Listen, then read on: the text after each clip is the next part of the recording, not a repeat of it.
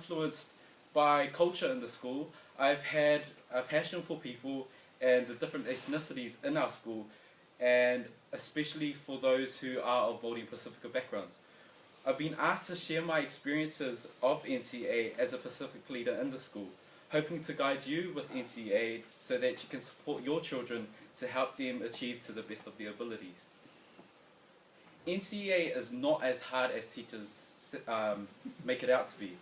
We are told by teachers that certain credits contribute to different parts of NCEA, like literacy, numeracy, and university entrance. But there are only two things that we need to worry about as students. One, achieve all credits that are offered to us, and two, achieve them to the best of our abilities. By doing this, we don't have anything to worry about in terms of passing NCEA overall.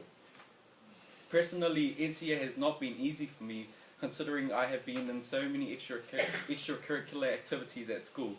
My overcommitment to different cultural activities outside of school started to show in my grades, which were degrading over the first few weeks of Year 11 and Year 12. This was my first hurdle in my studies, and it is most likely many of our students here today are facing the same problems. It has taken me 2 years to manage my time wisely and balance both academic success and extracurricular activities. I know that many Pacifica students are involved with sports and cultural activities in school, but the thing to remember is school always comes first. Yes, joining sports teams and cultural activities does create a sense of belonging and does give you a chance to manage your time, but too many of them can have a negative and detrimental effect on your studies and the way you experience NCEA level 1, 2 and 3. So before falling into the trap what I did was I made a calendar, and on that calendar mark every single assessment coming up through the year and find out and when they did come out, mark them onto the calendar straight away. Then I marked the due dates for every single assessment, training days, practice days for activities outside of school, trips and any other special events during school that you might be involved in. And the most important and final thing I did was that I talked with my family to incorporate them into my timetable and mark special family events also in my calendar. So after doing this, I made a copy of the calendar for my family and myself so that both of us had a copy each and we were all on the same page. A big part of our Pacific heritage is ainga or whānau, so this is why incorporating them into our calendar was such a big thing to do. But also it allows everyone in the household to be on the same page, so you don't have anyone kind of bumping into each other when it comes to extra things in the house. Starting this process at junior years will not only help out sort your school life out, but also your study life as well. So for every gap that you have in your calendar, it gives you a chance to study for extra things coming up, and you can start to kind of juggle what's going on in your life. NCEA is like a pile of stacking blocks. In order to start building towards the sky, you must build a solid foundation. And this, to me, is really true, because in Year 9 and 10, I treated these years as a kind of time to relax and to chill out before hitting the hard yards at NCEA level 1, 2 and 3. And so the truth actually was that my attitude in my junior years and my lack of listening in class created gaps in my education for NCEA level 1, 2 and 3. So it is just as important to be a Year 9 and 10 as well as being a Year 11, 12 and 13, because in Year 9 and 10 it helps you kind of set you up with an understanding and basic foundation, so that when you hit NCEA you can start to build on and develop on that knowledge you learned in your junior years.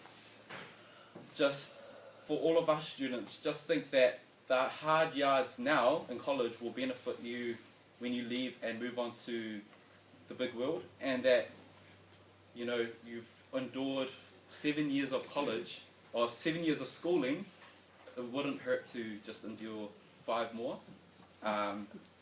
So parents, they're annoying. They're always on your back and sit in your parent-teacher interviews seeming to constantly put you down for your good work. And with that simple comment, good, but that's not good enough. Thank you, Mum. But it's support and surveillance that teenagers need, no matter your ethnic background, you know. I am thankful to God that both my parents have been annoying and always on my case, because it shows them that they care for me, and it means that they have given me guidance when I have done wrong. Especially in a century where social networking is at a high, parents' surveillance over their kids is essential to prevent teens from getting into trouble. Let's take Facebook. You know, it looks innocent, but it's not.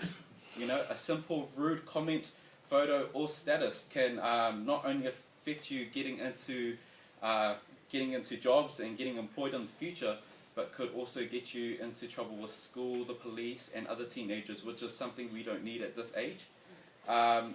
So I am glad that my parents forcefully made me accept their friend requests on Facebook, because it meant that they knew what I was saying and posting on my page, and if things were inappropriate, they would tell me to take it off. So I'm very grateful for that. But also when I come home from school, I am not just asked how was school, but what I learned at school, which makes me think, and ultimately I have to explain what happened in my day and what I actually learned. It is this simple communication between parent and child that can create an environment where parents know what their kids are doing at school, even as simple as them asking questions such as what they learned at school and on the day, helps parents get involved in their kids' life, outside of school, inside of school, it doesn't matter. But it's so just get involved with your kids, and you never know, parents could also learn something new from their children as well. So don't be afraid to stalk your kids on their networking pages, or to constantly update them on work and assignments, because all you're doing is aiding your kids to be the best that they can be. Sometimes it is hard to concentrate for our students, and all of our students have different techniques to learn. So many of us prefer physical learning, or something that doesn't involve us sitting in front of a teacher listening to them talking for the whole period.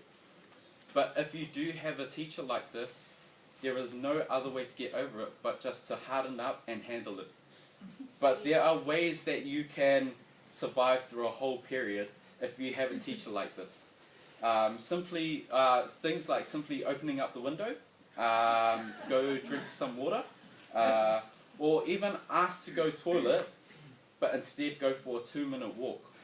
I know it's something that a school prefect shouldn't be telling you students, but I believe that if 2 minutes of walking around can help freshen up your brain, and that would equal you to concentrate for a whole hour's lesson, then it's worth it, than rather sitting in class and dazing off the whole period. So for us students, take your education into your own hands and make yourself feel comfortable in a class environment if you're feeling bored and tired. But you must also return the favor by listening and always following instructions by your teachers. So just looking over my junior years and the first 2 years of NCEA, what sums it all together is that I don't regret the things I did do, but I do regret the things that I didn't do when I had the chance. And there are so many things that I could have done, or yet I didn't choose to, and I use my extracurricular activities as an excuse. So I just hope that you've absorbed some of the things that parents and students can improve on. It is because of these regrets that I am now aiming for to be the best that I can be, and hoping to move on to university to do big things and to think big. So never underestimate yourself, and when you feel like school is boring or useless, just remember 5 more years of college, or 3 or 2, and then you're off into the big world. And just to finish off, I just want to leave you with a quote that I live by, and hopefully it'll make you think about your years at college. And so overall, take every opportunity that comes your way and always aim for success as well as a positive mind. So my quote is, life is short, live it.